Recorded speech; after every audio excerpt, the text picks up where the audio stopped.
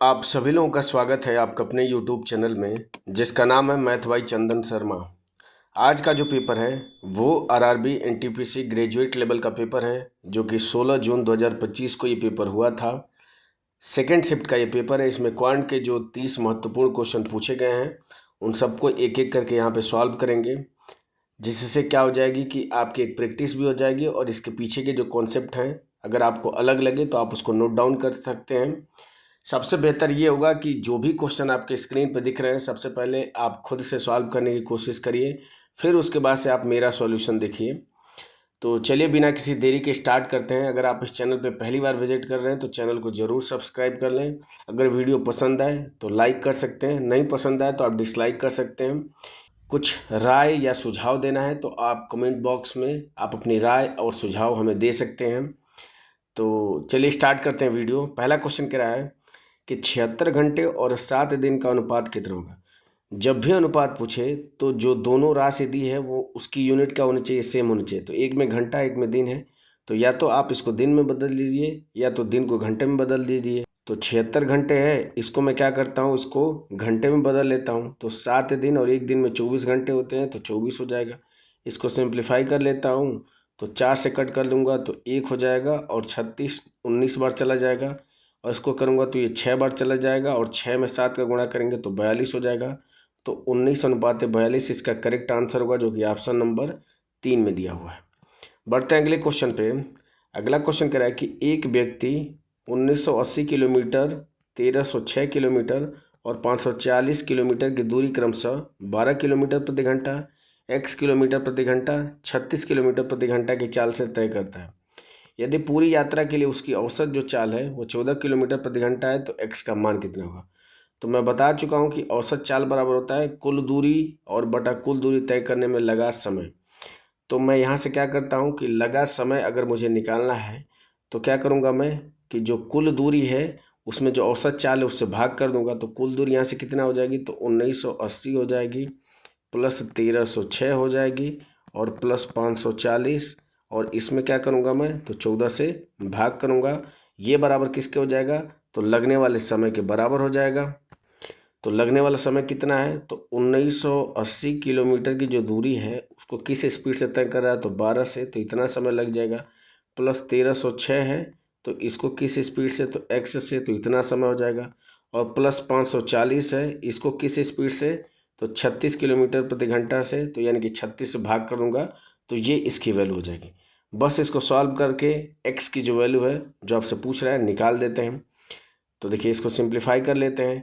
तो देखिए 12 से कट करेंगे तो ये एक बार चला जाएगा और ये हो जाएगा 7 78 हो जाएगा, 12 6 के 72, 6 60, 12 25 60 हो जाएगा। और इसको एज इट इज रखते हैं 1306 और डिवाइडेड बाई x रखते हैं। इसको सिंप्लीफाई कर लेंगे तो 9 चौको 36 हो जाएगा, 9 6 के 54 60 हो जाएगा। भाग करेंगे तो ये 15 बार चला जाएगा, तो ये आपका 15 हो जाएगा। बराबर किसको हो जाएगा, तो इन सबको जोड़ लेते हैं। तो 6 हो जाएगा, 4 8 4 12 को 2 हो जाएगा, 6 3 9 18 हो जाएगा, 1 हो जाएगा और 1 1 2 1 3 यानी कि 38 26 हो जाएगा और डिवाइडेड बाई कितना हो जाएगा 14। इसको और सिंप्लीफाई कर लें तो 2 से कट करेंगे तो ये 19 दुना के 38 और ये 13 हो जाएगा और ये कितना हो जाएगा, तो 7 हो जाएगा। इधर सिंप्लीफाई कर लें तो 165 में 15 जोड़ेंगे तो कितना हो जाएगा, 180 हो जाएगा। 180 इधर चला जाएगा तो इधर क्या बचेगा, 1306 और डिवाइडेड बाई x, और इधर बच जाएगा 1913 और डिवाइडेड बाई 7 और माइनस कितना हो जाएगा, तो 180 हो जाएगा।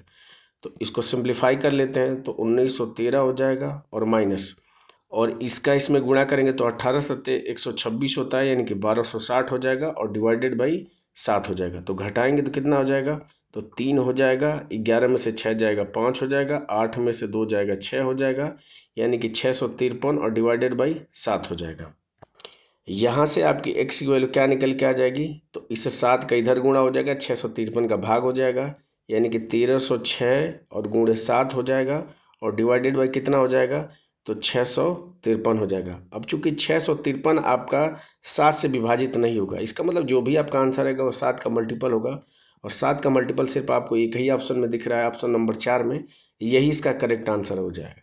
नहीं तो अगर आप इसको एग्जैक्ट वैल्यू निकालना चाहते हैं तो ये दिख रहा है कि 6 दूना के 12 यानी इसका 2 गुना है, तो 2 गुना हो जाएगा तो ये 2 बार, और साथ में 2 का गुणा करेंगे तो यहाँ से भी आपका x का मान कितना निकल के आ जाएगा, तो 14 निकल के आ जाएगा।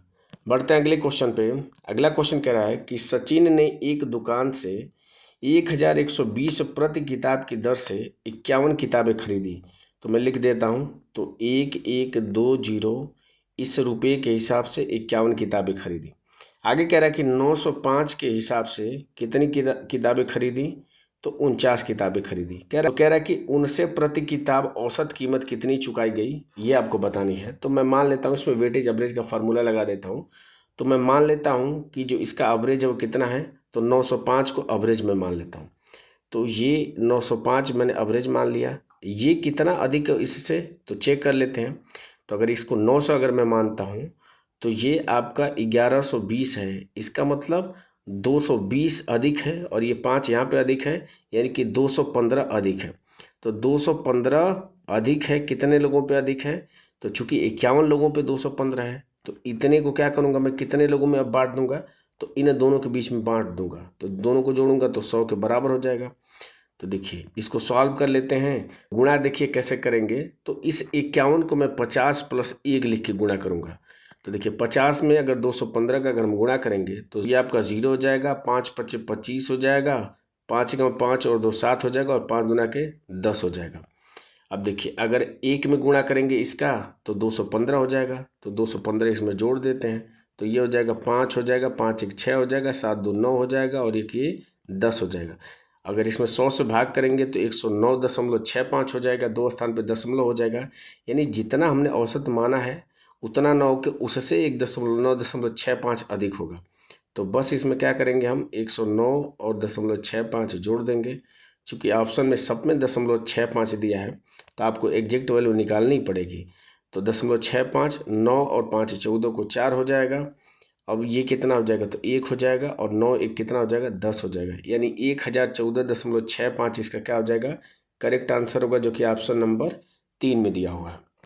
बढ़ते हैं अगले क्वेश्चन पे। अगला क्वेश्चन कह रहा है कि एक विक्रेता अपने माल पर क्रय मूल्य से 28% अधिक मूल्य अंकित करता है। ग्राहक की मांग पर वह 25% की छूट देता है, तो विक्रेता को कितने प्रतिशत का लाभ या हानि होता है। तो आप सक्सेसिव डिस्काउंट वाला जो फार्मूला है बस उस पर लगा दीजिए। तो 28% अधिक अंकित किया तो प्लस का 28, छूट दिया 25 की तो माइनस का 25 हो जाएगा। प्लस माइनस का गुणा करेंगे तो माइनस हो जाएगा, 25 गुणे 28 हो जाएगा, और डिवाइडेड बाई 100 हो जाएगा। सॉल्व कर लेते हैं। तो 25 अगर 28 में से घटाएंगे तो ये 3 हो जाएगा, माइनस हो जाएगा, 25 चौको 100 हो जाएगा, 4 से भाग करेंगे तो ये 7 बार चला जाएगा, यानी कि 3 माइनस 7 हो जाएगा। आंसर कितना आ जाएगा, तो माइनस में 4 आ जाएगा। और माइनस में आने का मतलब क्या होगा कि हानि होगी, कितने की हानि होगी, 4% की, जो कि ऑप्शन नंबर 4 में दिया है। बढ़ते हैं अगले क्वेश्चन पे। अगला क्वेश्चन कह रहा है कि एक लंब वृत्तीय शंकु के आधार का व्यास और तिर्यक ऊंचाई आपको दिया है 30 सेंटीमीटर और 113 सेंटीमीटर। तो दिए गए शंकु का आयतन कितना होगा। तो देखिए शंकु का जो आयतन होता है वो कितना होता है, हमें मालूम है कि 1/3 पाई आर स्क्वायर इंटू एच होता है।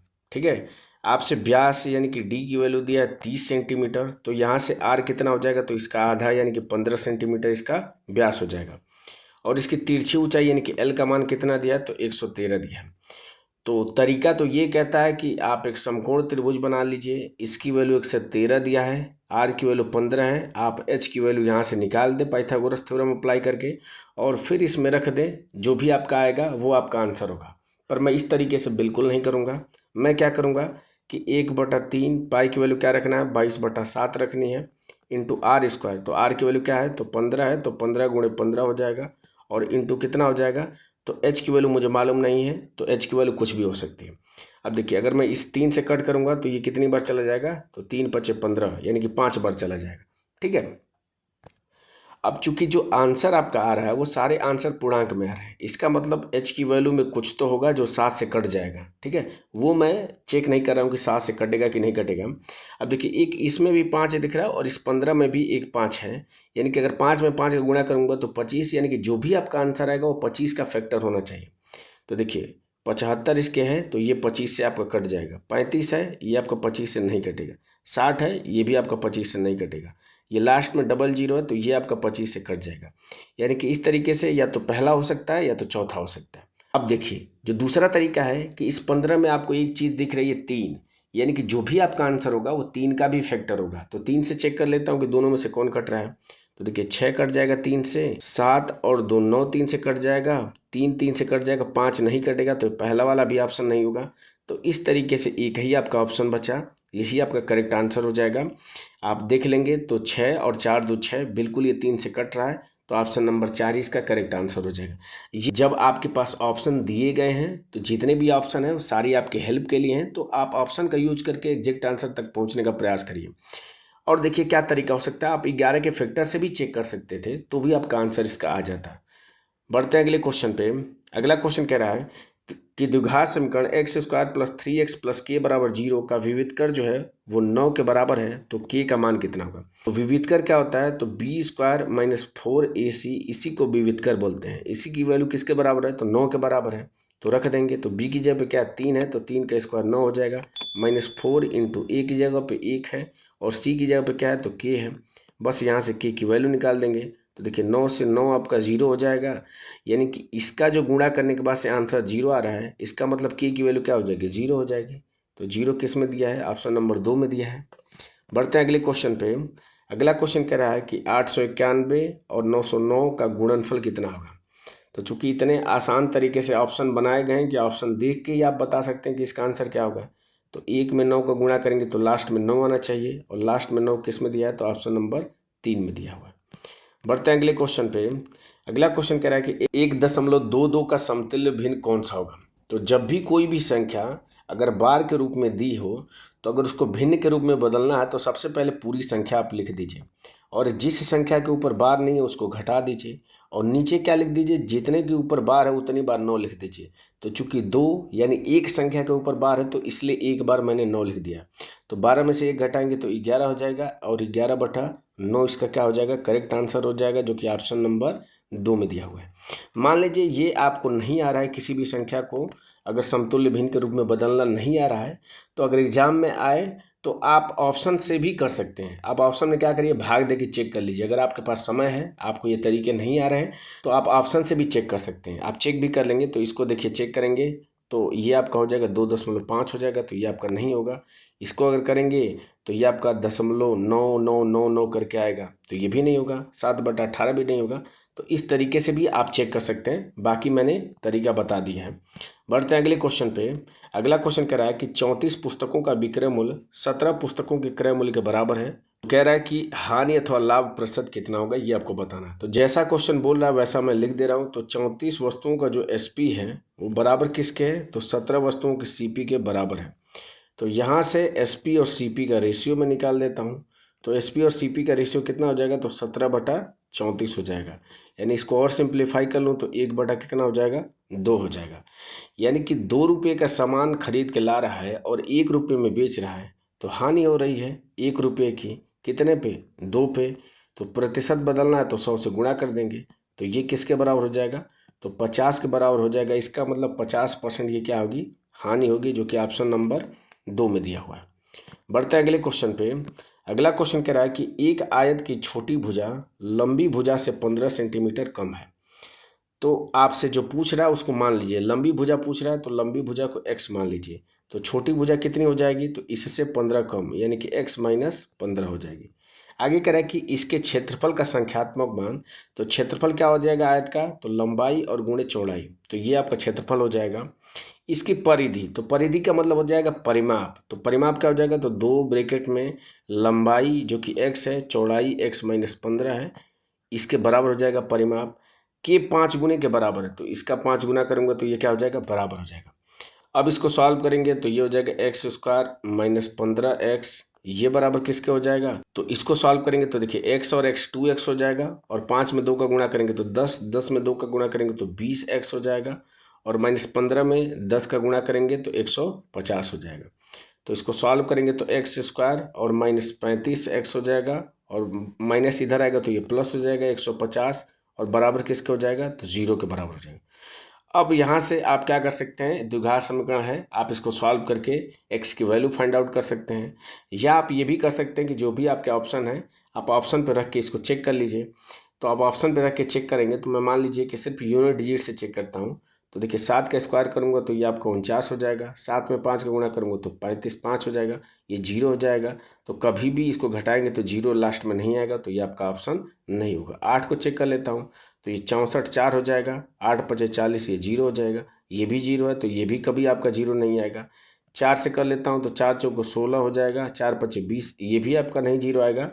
तो इस हिसाब से एक ही आपका ऑप्शन नंबर 2 इसका करेक्ट आंसर हो जाएगा। बाकी अगर आप इसको सॉल्व करना चाहते हैं तो 35 को 2 ऐसे भागों में तोड़िए कि जोड़ने और घटाने पे 35 के बराबर हो जाए और गुणा करने पे 150 के। तो हम क्या लिख सकते हैं, इसको लिख सकते हैं 30 और -5 लिख सकते हैं।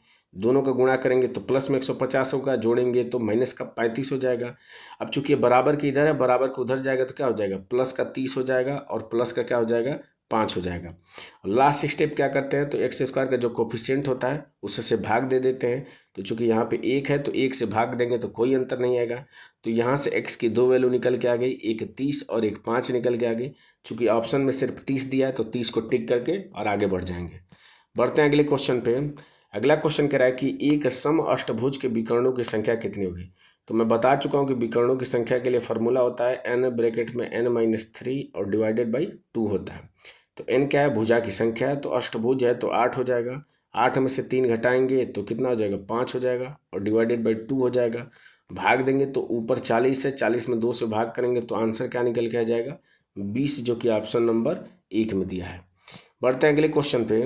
अगला क्वेश्चन कह रहा है कि यदि a अनुपात b समानुपात b अनुपात c है और c बराबर 4a है तथा b बराबर 10 है, तो कह रहा है कि c का धनात्मक मान कितना होगा। तो यहाँ से मैं क्या इसको लिख सकता हूँ, तो b स्क्वायर को लिख सकता हूँ, a इंटू सी लिख सकता हूँ। बाहर का बाहर गुणा कर दीजिए और अंदर का अंदर गुणा कर दीजिए। तो यहाँ से b की वैल्यू कितनी है, तो 10 है, तो 10 का स्क्वायर हो जाएगा। और a की वैल्यू क्या है, तो a की वैल्यू अगर यहाँ से निकालूंगा मैं तो c/4 हो जाएगा, तो रख देता हूँ। तो c/4 इंटू सी हो जाएगा। इसे 4 का इधर गुणा कर लेता हूँ तो 10 का स्क्वायर इंटू 4, इसकी वैल्यू c स्क्वायर के बराबर हो जाएगी। तो c का अगर धनात्मक मान लेना है तो रूट ले लेंगे, तो इसका 10 हो जाएगा, 4 का रूट 2 हो जाएगा, गुणा करेंगे तो 20 इसका करेक्ट आंसर हो जाएगा। बढ़ते हैं अगले क्वेश्चन पे। अगला क्वेश्चन कह रहा है कि 13, 20 और 4% की 3 क्रमिक छूटों के बराबर एकल छूट कितनी होगी, ये आपको बताना है। तो 2 पे क्या करिए, सक्सेसिव डिस्काउंट वाला फार्मूला लगा दीजिए।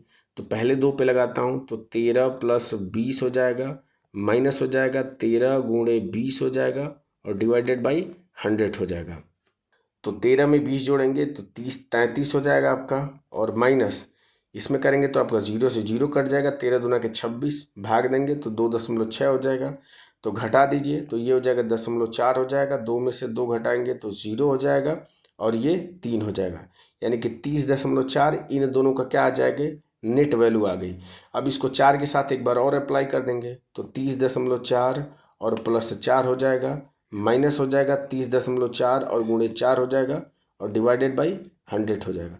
तो सॉल्व कर लेते हैं तो ये आपका हो जाएगा 34.4 हो जाएगा, माइनस का हो जाएगा, गुणा करेंगे तो 4 चौको 16 हो जाएगा और 4 ते 12 हो जाएगा, और ये 3 स्थान पे दशमलव हो जाएगा तो 1.216 हो जाएगा, क्योंकि एक स्थान पे दशमलव पहले से है। 100 से भाग करेंगे तो 3 स्थान पे दशमलव हो जाएगा। घटा देते हैं तो देखिए 10 में से 6 जाएगा तो 4 हो जाएगा, यहाँ पे बचेगा 9 में से 1 जाएगा तो 8 बचेगा, 3 में से 2 जाएगा तो 1 हो जाएगा, और 34 में से 1 घट जाएगा तो 33 हो जाएगा। तो 33.184% की एकल छूट के बराबर हो जाएगा, और 2 स्थान तक बताना है, 2 स्थान तक 33.18% ऑप्शन नंबर 4 में दिया है। बढ़ते हैं अगले क्वेश्चन पे। अगला क्वेश्चन कह रहा है कि साधारण ब्याज पर एक निश्चित धनराशि 2 वर्ष में 1300 और 4 वर्ष में 2100 हो जाती है, तो वार्षिक ब्याज की दर कितनी होगी ये आपको बतानी है। तो देखिए वर्ष में अगर अंतर मैं देखूं तो कितना है, तो 2 वर्ष में कितना ब्याज इस पे लग रहा है, तो 2100 में से अगर 1300 घटा दूंगा तो 7 हो जाएगा और 1 8, यानी कि 800 रुपये का क्या मिल रहा है, ब्याज मिल रहा है 2 साल का। और 2 साल पे राशि हो जा रही है 1300 और इस पे 800 ब्याज लग रहा है, तो इसका मतलब प्रिंसिपल कितना रहा होगा, तो 500 रहा होगा प्रिंसिपल। आपसे रेट पूछ रहा है तो 800 ये बराबर किसका हो जाएगा, तो 500 और गुणे 2 गुणे r, इसकी वैल्यू निकाल देनी है, डिवाइडेड बाई 100 हो जाएगा। इसको सिंप्लीफाई कर लेते हैं तो देखिए 0 से 0 आपका कैंसिल हो जाएगा, 5 दूना के 10, यहाँ से एक 0 हट जाएगा, तो यहाँ से r की वैल्यू क्या निकल के आ गई, 80% निकल के आ गई, और जो कि ऑप्शन नंबर किस में दिया है, 2 में दिया है। बढ़ते हैं अगले क्वेश्चन पे। अगला क्वेश्चन कह रहा है कि 4 पेन और 3 नोटबुक की कीमत 277 है। 16 नोटबुक की कीमत 12 पेन की कीमत से 144 अधिक है। तो कह रहा है कि 19 पेन और 15 नोटबुक की कीमत कितनी होगी। तो जैसा बोल रहा है मैं वैसा लिख दे रहा हूँ। पेन हो गया और ये नोटबुक हो गया। तो 4 पेन और 3 नोटबुक, इसकी कीमत कितनी है, तो 277 है। तो 277 हो गया।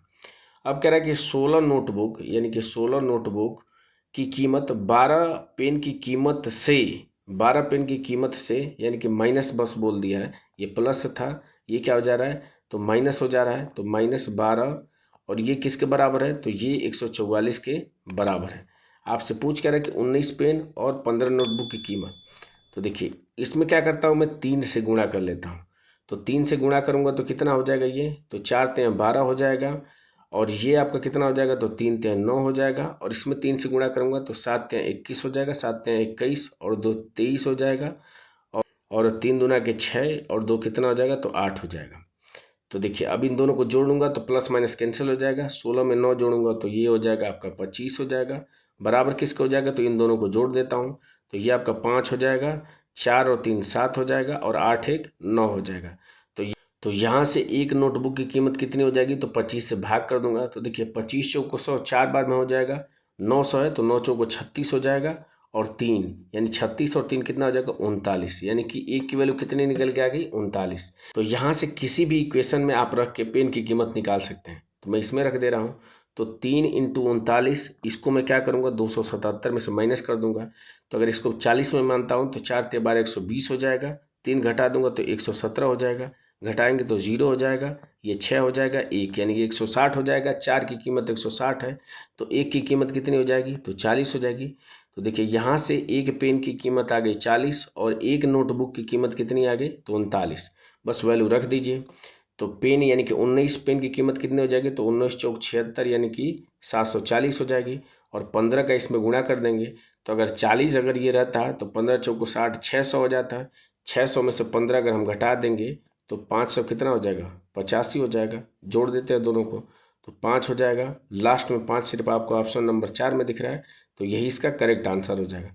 बाकी आप जोड़ लीजिए तो 8 और 6 14 को 4 हो जाएगा। 7 5 12 और 1 13 हो जाएगा। 1345 जो कि ऑप्शन नंबर 4 में दिया है। बढ़ते हैं अगले क्वेश्चन पे। अगला क्वेश्चन कह रहा है कि दो धनात्मक संख्याएं ए और बी के वर्गों का योगफल उनके गुणनफल का 7 गुना है। तो वर्गों का योगफल यानी कि ए स्क्वायर प्लस बी स्क्वायर ये बराबर किसके है, तो ए बी इसके 7 गुने के बराबर है। तो कह रहा है कि उनके वर्गों के बीच का अंतर कितना होगा, यानी किसकी वैल्यू आपसे पूछ रहा है, तो ए स्क्वायर माइनस बी स्क्वायर इसकी वैल्यू आपसे पूछ रहा है। ठीक है, तो देखिए मैं क्या कर रहा हूँ, सिर्फ इसी इक्वेशन से खेल रहा हूँ। ठीक है, तो ए स्क्वायर प्लस बी स्क्वायर और इस ए बी को इधर लेके आ जाऊंगा तो माइनस का 2ab इधर कितना हो जाएगा, तो 5ab हो जाएगा। और ये किसकी वैल्यू है, तो ये a माइनस बी के होल स्क्वायर का मान है। और ये किसके बराबर हो जाएगा, तो 5ab के बराबर हो जाएगा। तो यहाँ से a माइनस बी इसकी वैल्यू क्या निकल के आ जाएगी, तो रूट में 5ab निकल के आ गई। ठीक है, अब मैं इसी तरीके से इसी इक्वेशन से a प्लस बी की वैल्यू निकाल देता हूँ। तो a प्लस बी की वैल्यू क्या निकल के आ जाएगी, तो दोनों साइड 2ab और इधर भी 2ab जोड़ लेता हूँ तो ये 9ab हो जाएगा। तो a प्लस बी, तो 9ab का जब रूट लेंगे तो 3 और इंटू क्या हो जाएगा, रूट में ab हो जाएगा। ये a प्लस बी की वैल्यू हो जाएगी जो कि मैंने डायरेक्ट लिख दिया। अब इसकी वैल्यू पूछ रहा है तो हम पता है कि इसका मान होता है a के ब्रैकेट में a प्लस बी और दूसरे में क्या होता है a माइनस बी होता है। बस वैल्यू रख दीजिए। तो रूट में 5ab और इंटू कितना हो जाएगा, 3 रूट ए बी हो जाएगा। गुणा करेंगे तो 3 हो जाएगा और रूट ए बी से रूट ए बी कैंसिल हो जाएगा यानी कि ए बी हो जाएगा। और अंदर क्या बचेगा, तो रूट 5 बचेगा। और ये किस में दिया है, तो चूंकि देखिए ये ऑप्शन सारे इसके गलत हैं। ये ए बी के ऊपर रूट नहीं होना चाहिए। अगर ए बी के ऊपर रूट नहीं होगा तभी जाके ये ऑप्शन नंबर 3 इसका करेक्ट आंसर होगा। यहाँ पे इस ऑप्शन को ऐसे होना चाहिए था, 3 करनी में 5 और ए बी ये रूट से बाहर होना चाहिए था। कि ए बी के ऊपर रूट दिया तो ये इसका आंसर नहीं होगा। चारों ऑप्शन क्या है आपके गलत हैं। बढ़ते अगले क्वेश्चन पे। अगला क्वेश्चन कह रहा है कि पंकज, मीरा और अशोक ने एक व्यवसाय शुरू करने के लिए क्रमशः 41,000, 39,000 और 84,000 रुपये निवेश किए। वर्ष के अंत में अर्जित कुल जो लाभ है वो 49,200 है। अर्जित कुल लाभ का 29% दान दिया जाता है और शेष लाभ को उनके निवेश के अनुपात के रूप में आपस में बांट दिया जाता है, तो अशोक का हिस्सा कितना होगा। तो देखिए, जो भी लाभ में हिस्सा मिलता है वो जिस राशि को आपने इन्वेस्ट किया है और जितने समय के लिए इन्वेस्ट किया है, दोनों के गुणनफल के अनुपात में आपको लाभ में हिस्सा मिलता है। तो इसको और सिंप्लीफाई अगर कर लूँ तो मैं मान लेता हूँ कि पंकज जो है, मीरा है और अशोक है। इन्होंने, मैं मान लेता हूँ कि ये 41 रुपया निवेश किया, ये 39 निवेश किया और ये 84 निवेश किया। मैं क्या कर रहा हूँ कि चूंकि तीनों में जीरो है तो मैं तीनों में जीरो को हटा दे रहा हूँ, इससे कैलकुलेशन मेरी थोड़ी आसान हो जाएगी।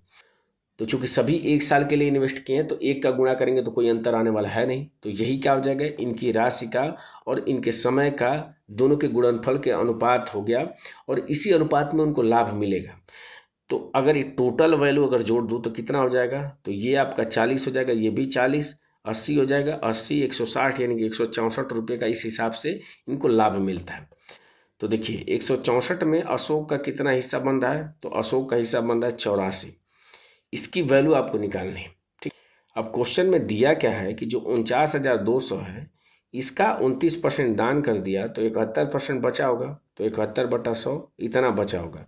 तो जीरो से जीरो आपका कैंसिल हो जाएगा, यानी कि उसको लाभ के रूप में कितना सबको मिल रहा है मिला के, तो ये 492 और गुणे 71 हो जाएगा। ये उन सबको मिला के लाभ के रूप में वैल्यू मिल रही है। और इसमें जो अशोक का हिस्सा है वो आपको स्टार्टिंग में मैंने लिख दिया है, बस इसको सॉल्व करके वैल्यू हम निकाल देंगे। तो चूंकि सारे जो आंसर हैं वो पूर्णांक में है, इसका मतलब ये जो नीचे 164 दिया है ये ऊपर वाली वैल्यू को पूरी तरीके से विभाजित करेगा।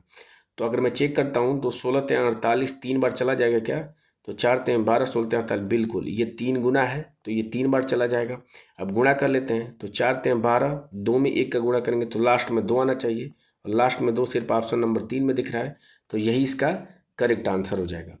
बढ़ते हैं अगले क्वेश्चन पे। अगला क्वेश्चन कह रहा है कि 2019 में अमित की जो आय है 22,000 थी, उसकी आय में प्रतिवर्ष 10% की वृद्धि होती है, तो 2021 में उसकी आय कितनी होगी, यानी कि 2 साल बाद पूछ रहा है।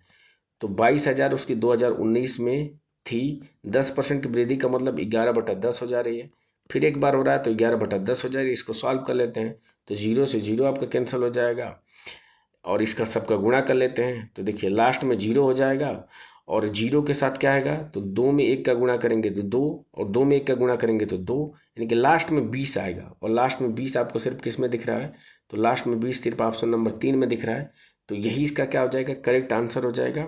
आप इसका या तो प्रॉपर गुणा कर लीजिए तो भी आपका आंसर इतना ही आएगा। बढ़ते हैं अगले क्वेश्चन पे। अगला क्वेश्चन कह रहा है कि पानी की एक टंकी को समान क्षमता के 43 पाइपों का उपयोग करके 40 मिनट में भरा जा सकता है, तो वहाँ से टंकी की क्षमता कितनी हो जाएगी, तो 43 कितने मिनट भर दे रहे हैं, तो 40 मिनट में। अब इसी क्षमता को 9 पाइपों से कितने समय में भरना है यही आपसे पूछ रहा है, तो बस यहाँ से टी की वैल्यू निकाल दीजिए। तो इसका गुणा कर लेंगे तो जीरो हो जाएगा, 4 × 12 हो जाएगा, 4 × 4 = 16 × 17 हो जाएगा, 9 से भाग कर देंगे तो 9 × 9 हो जाएगा और 8 82 हो जाएगा, 9 बार चला जाएगा 81 हो जाएगा और 1 बचेगा और 10 हो जाएगा, तो 9 × 9 हो जाएगा, यानी कि 191 और दशमलव समथिंग करके आएगा। और 191 स्टार्टिंग की जो 3 अंक हैं वो सिर्फ ऑप्शन नंबर 2 में दिया है, तो यही इसका क्या हो जाएगा, करेक्ट आंसर हो जाएगा। बढ़ते हैं अगले क्वेश्चन पे।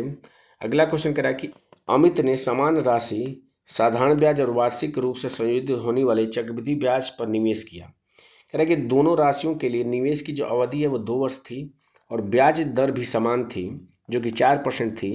तो कह रहा है कि अंत में उन्हें प्राप्त होने वाला जो ब्याज का अंतर है वो 43 था, तो निवेश की गई राशि कितनी होगी। तो मैं हमेशा इस क्वेश्चन को सॉल्व करने का तरीका यही बताता हूँ कि जब भी आपको प्रिंसिपल नहीं दिया है तो आप रेट से खेलना शुरू कर दीजिए। तो 4% की फ्रैक्शन वैल्यू कितनी होती है, तो 1/25 होती है। तो ये जो नीचे वाली वैल्यू प्राप्त हो रही है, अगर 2 साल का पूछे तो इसका स्क्वायर कर देते हैं, 3 साल का पूछे तो इसका क्यूब कर देते हैं। तो 2 साल का पूछ रहा है यानी कि स्क्वायर करेंगे, तो मैं मान ले रहा हूँ कि जो धनराशि है वो कितनी है, तो 625 है। तो पहले साल का इस पे 1/25 लगेगा तो कितना ब्याज हो जाएगा, 25 हो जाएगा। दूसरे साल का क्या हो जाएगा, तो 25 हो जाएगा। अभी जो पहले साल वाला जो 25 रुपये ब्याज मिला इस पर भी 1/25 लगेगा, तो कितना हो जाएगा, तो 1 हो जाएगा। तो अंतर करेंगे तो ये तो आपका साधारण ब्याज हो जाएगा और ये दोनों मिला के चक्रवृद्धि ब्याज हो जाएगा, तो अंतर में सिर्फ 1 बचेगा। और इसी 1 की वैल्यू आपको क्वेश्चन में कितना दिया, 43। आपसे पूछ क्या रहा है, राशि, यानी कि 625 की वैल्यू पूछ रहा है। तो बस क्या करूँगा, मैं इस 43 में 625 का गुणा कर दूंगा और यही हमारा क्या हो जाएगा, आंसर निकल के आ जाएगा। तो चेक कर लेते हैं इसका गुणा करके। तो चूंकि आपके आंसर भी ऐसे हैं, चूंकि अगर मैं चेक करता 25 से या 5 से तो 75 25 75 25, यानी कि सारे ऑप्शन इस हिसाब से बनाए गए हैं कि आप डिविजिबिलिटी से चेक नहीं कर सकते हैं। बेहतर ये है कि आप गुणा कर लीजिए। तो गुणा करेंगे तो कैसे गुणा करेंगे, तो इसको मैं 40 और +3 मान लेता हूँ। तो 625 का अगर 40 में गुणा करूँगा तो 6 चौको 24 और 25 चौको 100, यानी कि 25,000 हो जाएगा। तो 25,000 लिख लेता हूँ मैं। और 3 में गुणा करूँगा तो 6 तियाँ 1800 और 25 तियाँ 75, यानी कि 1875 हो जाएगा। तो जोड़ लेंगे तो लास्ट में 875 किस में आ रहा है, तो लास्ट में 875 से तो ऑप्शन नंबर 1 में दिख रहा है। तो यही इसका क्या हो जाएगा, करेक्ट आंसर हो जाएगा। बढ़ते हैं अगले क्वेश्चन पे। अगला क्वेश्चन सिंप्लीफिकेशन का क्वेश्चन है, कह रहा है कि इसका मान कितना होगा। तो 900 का रूट होता है 30, 30 को 139 में जोड़ेंगे तो 169 हो जाएगा। 169 का रूट कितना हो जाएगा, तो 13 हो जाएगा। और 13 को 212 में जोड़ेंगे तो 225 हो जाएगा, जो कि 15 का क्या होता है, स्क्वायर होता है। रूट लेंगे तो 15 इसका करेक्ट आंसर हो जाएगा। बढ़ते हैं अगले क्वेश्चन पे। अगला क्वेश्चन कह रहा है कि एक टावर जमीन पर लंबवत खड़ा है। जमीन पर कोई एक बिंदु से, जो कि मीनार के पाद से 27.6 मीटर दूर है, मीनार के शीर्ष का उन्नयन कोण 45 अंश है, तो मीनार की ऊंचाई कितनी होगी। तो जब भी 45 अंश आ जाता है तो उस कंडीशन में जो उसकी ऊंचाई होती है और ये जो दूरी होती है जिसको आधार बोल सकते हैं, ये दोनों कंडीशन में बराबर होती है। तो ये वाली लंबाई दिया कितना है, तो 27.6 दिया। ये आपसे पूछ रहा है तो इसका भी आंसर क्या हो जाएगा, 27.6 हो जाएगा, जो कि ऑप्शन नंबर 4 में दिया है। मैं इसको फिर से बता देता हूँ कि मान लीजिए कि एक आपका ये टावर है जो कि लंबवत जमीन पे खड़ा है और इसके पाद से कितनी दूरी पे, तो 27.6 मीटर की दूरी पे कोई बिंदु है और इस शीर्ष से उन्नयन कोण कितना बना रही है, तो 45 अंश बना रही है। तो इसकी ऊंचाई आपसे पूछ रहा है। तो 45 अंश tan 45 अंश का मान 1 होता है, यानी कि मैं इसको 1/1 लिख सकता हूँ। अगर 1 का मान 27.6 है तो इस 1 का मान भी इतना ही होगा। तो इसका करेक्ट आंसर 27.6 आएगा। मैं ये आपको बता चुका हूँ कि जैसे ही यहाँ पे 45 दिखे तो आप तुरंत इसका आंसर क्या करेंगे, अगर ये आपकी ऊंचाई पूछ रहा है तो यही आप टिक करके आगे बढ़ जाएंगे। बढ़ते हैं अगले क्वेश्चन पे। अगला क्वेश्चन कह रहा है कि यदि किसी डेटा की माध्यिका उसके बहुलक से 80.32 कम है तो डेटा की माध्यिका उसके माध्य से कितना अधिक होगी। तो मैं बता चुका हूँ इस तरह के क्वेश्चन हर शिफ्ट में पूछ रहे हैं और मैं हर शिफ्ट में इसके कॉन्सेप्ट बता चुका हूँ। यहाँ पे मैं इसको डायरेक्ट करूँगा, इसके पिछले वाली शिफ्ट में इसके पीछे का कॉन्सेप्ट बता चुका हूँ। तो जब भी आपसे पूछे कि माध्यिका उसके माध्य से कितना अधिक होगी, तो ये जो आपको दिया है कि बहुलक से माध्यिका इतना कम है, बस इसका क्या कर दीजिए, आधा निकाल दीजिए। तो 80.32 इसका आधा करेंगे तो कितना हो जाएगा, तो 40.16 इसका करेक्ट आंसर हो जाएगा, जो कि ऑप्शन नंबर 4 में दिया है। बढ़ते हैं अगले क्वेश्चन पे। अगला क्वेश्चन कह रहा है कि एक धावक 5 दौड़, जो कि 5 kilometre 8 kilometre 6 kilometre 7 kilometre 9 kilometre की दूरी तय करता है, तो प्रत्येक दौड़ में तय की गई औसत दूरी कितनी होगी।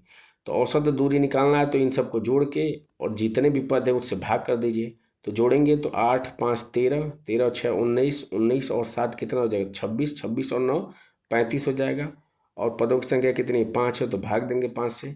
तो 7 किलोमीटर क्या हो जाएगा, इसका औसत हो जाएगा, जो कि ऑप्शन नंबर 1 में दिया है। बढ़ते हैं अगले क्वेश्चन पे। अगला क्वेश्चन कह रहा है कि 3 संख्याएं जो कि 1:9:7 के अनुपात में है, उनका एलसीएम आपको दिया है कि 69 30 है। तो आपसे एचसीएफ पूछ रहा है। तो मैं मान ले रहा हूँ कि संख्याएं क्या है, तो 1 है 9 है और 7 है। तो तीनों का एलसीएम कितना हो जाएगा, तो एलसीएम हो जाएगा 9 × 7, इनका एलसीएम हो जाएगा। और ये किसके बराबर क्वेश्चन में दिया है, तो 6930 के बराबर है। यहाँ से आपको एचसीएफ यानी कि 1 की वैल्यू पूछ रहा है, तो बस सॉल्व कर देते हैं। तो 7 से कट करेंगे तो 7 9 63, 6 63, 7 9 63, यानी कि 990 हो जाएगा। 9 से कट करेंगे तो 1 1 0 यानी 110, इसका क्या निकल के आ जाएगा, एचसीएफ, जो कि ऑप्शन नंबर 3 में दिया है। बढ़ते हैं अगले क्वेश्चन पे। अगला क्वेश्चन कह रहा है कि सानू के घर से कार्यालय तक की दूरी जो है वो 5 किलोमीटर है। सुबह वह इस दूरी को 1 घंटे में तय करता है, जबकि शाम को घर लौटते समय इसी दूरी को तय करने में उसको 30 मिनट अधिक लगते हैं। तो कह रहे कि 2 तरफा यात्रा के दौरान उसकी औसत चाल कितनी थी।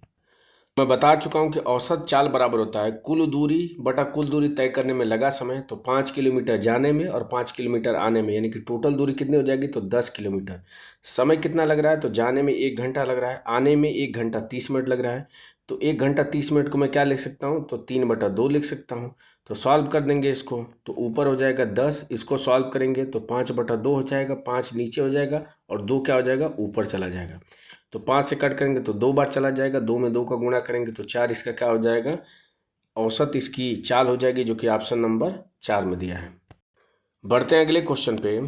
अगला क्वेश्चन कह रहा है कि ए बी केंद्र क्यू वाले वृत्त के लघुखंड में एक जीवा है, पी दीर्घ चाप ए बी पर स्थित एक बिंदु है, वाय बिंदु डी से वृत्त पर खींची गई दो स्पर्श रेखाएं ए डी और बी डी हैं। कह रहा है कि यदि कोण ए पी बी बराबर 39 अंश है, तो कह रहा है कि ए डी बी इसकी माप कितनी होगी। तो मैं चित्र से समझा देता हूँ।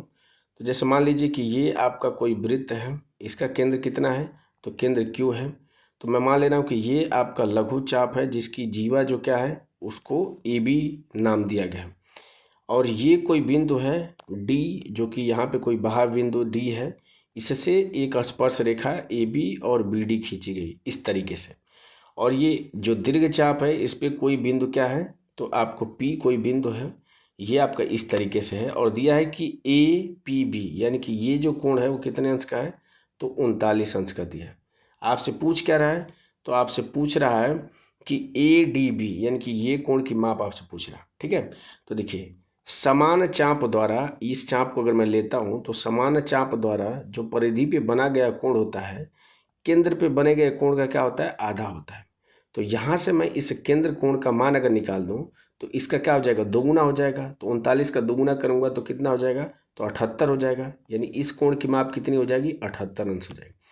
अब देखिए मैं इसलिए इसको किया हूँ क्योंकि मुझे पता है कि अगर केंद्र से जो स्पर्श बिंदु अगर उसको मिला दूँ तो कितने अंश का कोण बनता है, तो 90 अंश का कोण बनता है। तो ये आपका 90 अंश का कोण बनेगा, ये भी आपका 90 अंश का कोण बन जाएगा। तो देखिए 90 और 90 180 अंश तो इन्हीं दोनों का मान हो गया। और चतुर्भुज के 4 कोण तो कोण का मान 360 अंश होता है।